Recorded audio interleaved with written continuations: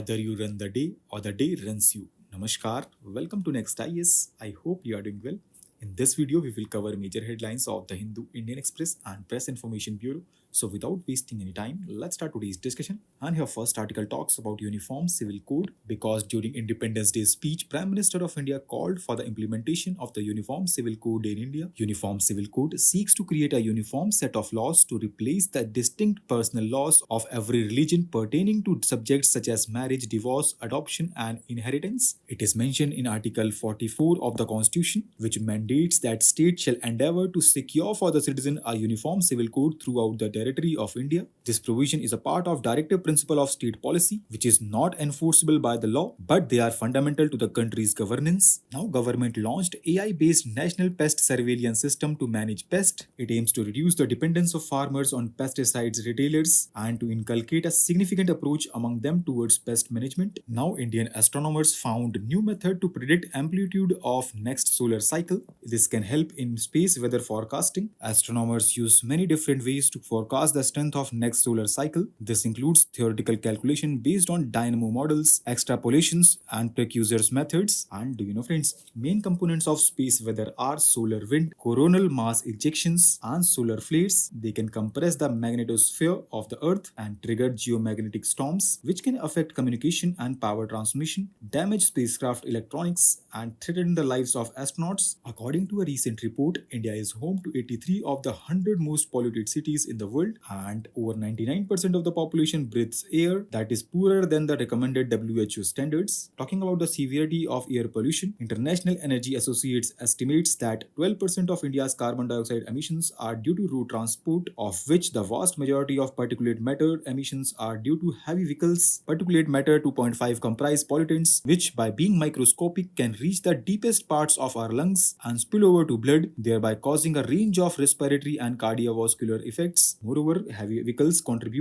significantly to emission of nitrogen oxide, capable of causing similar health effects. Nitrogen oxide contributes to formation of ground level ozone, worsening impacts on air quality and heat, which further fuels air pollution in urban context. Therefore, to tackle these issues, Bureau of Energy Efficiency is developing the draft corporate average fuel economy norms for cars in India, and government has also introduced a vehicle scrapping policy to phase out old and polluting vehicles, including heavy vehicles in 2022. It mandates that passenger vehicles older than 20 years and commercial vehicles older than 15 years must pass a fitness and emission test. Next article is related to PM-KUSUM scheme because recently state governments have started experimenting with alternate approaches to improve the adoption of PM-KUSUM scheme. PM-KUSUM stands for Pradhan Mantri Kisan Urja Suraksha Evam Utthan Mahabhiyan. It was launched in 2019 and it aims to provide energy and water security to farmers, enhance their income, and reduce environmental pollution. It envisages setting up of 100 gigawatt of solar power plants in farm-owned land, installing 14 lakh solar pumps, and solarizing 35 lakh grid-connected agricultural pumps. Next article is related to dengue, which imposes tremendous burden on economy. Dengue is a viral infection that spreads from mosquitoes to people. It is more common in tropical and subtropical climates. It is transmitted to humans through the bites of infected female mosquitoes, primarily the Aedes aegypti mosquito, but clinical trials have yet to define the safety and efficacy of India's two dengue vaccine candidates. Scientists also observed that Wolbachia provides resistance to viral infections in the fruit fly.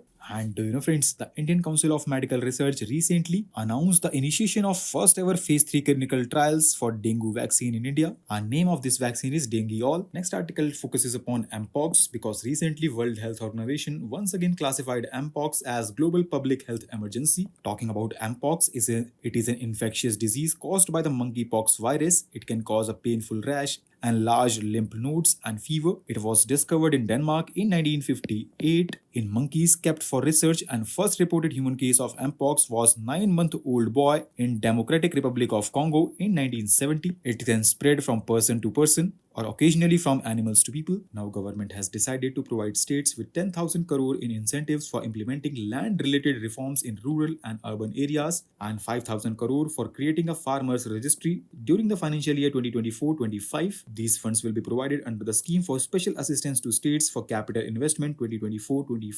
Next article is related to Shri Aurobindo because recently Prime Minister of India paid tributes to Shri Aurobindo on his birth anniversary. He was nationalist, philosopher, poet. He was also an influential leader of the Indian national movement who propounded a philosophy of divine life on earth through spiritual evolution. He openly advocated the idea of complete independence for the country in his newspaper Bande Mataram. He was also a journalist, and his first philosophical magazine called Arya was published in 1914. His major writings are The Life Divine, The Synthesis of Yoga, and Savitri. Now, Asian Indo Fellowship for Higher Education in Agriculture and Allied Science was launched by Union Minister of Agriculture and Farmers Welfare. And friends, currently around 135 international students are pursuing their degrees at various agricultural universities. India has also maintained a strong partnership with ASEAN members since its establishment. ASEAN is cornerstone of India's Act East policy and Indo-Pacific vision built upon it. India fully supports ASEAN unity, ASEAN centrality, and ASEAN's outlook on the Indo-Pacific. Now, recently, India added 3 more wetlands to the list of Ramsar sites. The 3 new sites included are Nanjarayan Bird Sanctuary and Kajuveli Bird Sanctuary in Tamil Nadu, Tawa Reservoir in Madhya Pradesh, and friends, India is one of the contracting parties to Ramsar Convention, which was signed at Ramsar in Iran in 1971. India became signatory to the convention on 1st February 1982. Currently, Tamil Nadu harbors maximum number of Ramsar sites, followed by Uttar Pradesh. So with this, let's conclude today's discussion. Thanks for listening, and for regular updates, you can follow us on various social media platforms.